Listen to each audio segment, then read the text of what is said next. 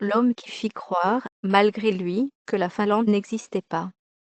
Raconter des anecdotes d'enfance sur Internet peut créer une théorie du complot qui vous dépasse. Que savez-vous sur la Finlande?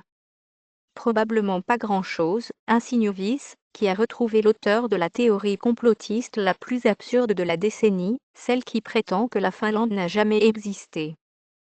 Jack n'est pas un conspirationniste comme les autres.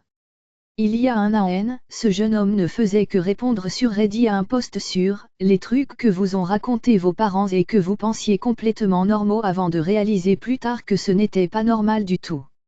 Les siens lui ont un jour fait croire que la Finlande n'existait pas, en inventant une théorie complètement farfelue impliquant la Russie, le Japon, le transsibérien, les téléphones Nokia et une réserve de poissons. Jack raconte son histoire, mais sans vraiment insister sur le fait qu'il s'agit, évidemment, d'une pure invention. Lui n'y croit pas. Mais d'autres y croiront pour lui.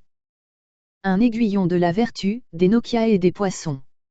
Comme souvent sur Internet, l'œuvre dépasse son créateur, la théorie de Jack prend vie grâce aux obsessions d'inconnus.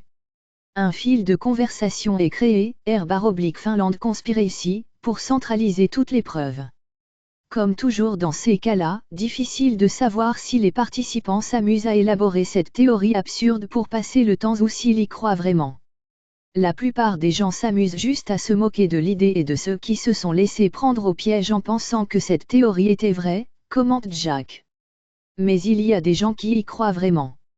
Il estime ce groupe à 10%, de manière totalement non scientifique. Ces 10% ont créé un autre fil de conversation destiné aux puristes, r/Finland Conspiracy, qui annonce la couleur.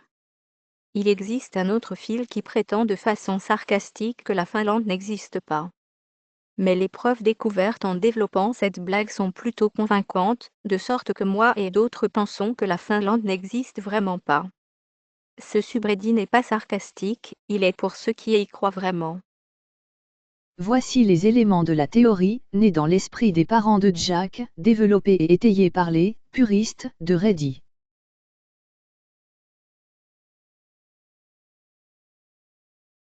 En 1917, lorsque la Finlande a pris son indépendance de la Russie, elle a en fait été créée de toutes pièces par la Russie et le Japon.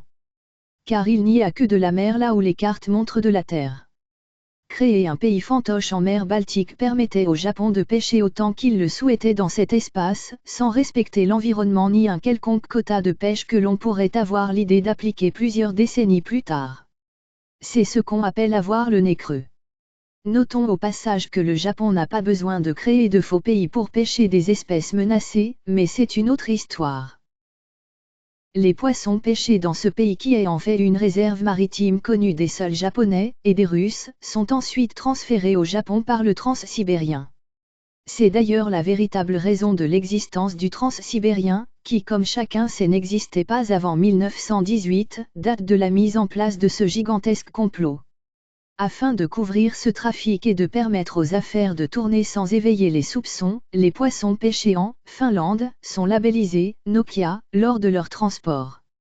Vous savez, cette marque de téléphone soi-disant finlandaise qui a connu son heure de gloire au Japon. Pourquoi au Japon? Bizarre, non. Le problème restait de faire avaler une telle affaire au reste du monde.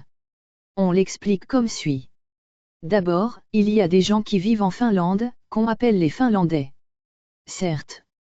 Mais selon cette théorie, ils sont eux aussi victimes de la même machination. Ils se croient finlandais mais vivent en réalité dans des villes reculées de Suède ou des pays baltes. Mais comment la Finlande, qui n'existe pas, a-t-elle pu trouver sa place dans le concert des nations? Pourquoi tout le monde persiste à nourrir ce mensonge? Parce que la Finlande est devenue un idéal.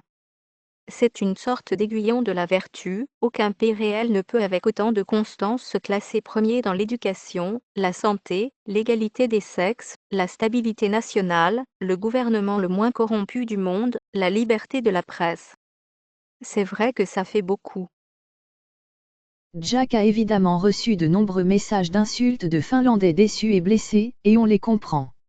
Il reçoit également, confie-t-il à Mac l'amoureux, de Vice, des messages qui contiennent uniquement le mot « Finlande », sans qu'on sache vraiment pourquoi. Il a bien entendu raconter cette histoire à ses parents, qui ont éclaté de rire.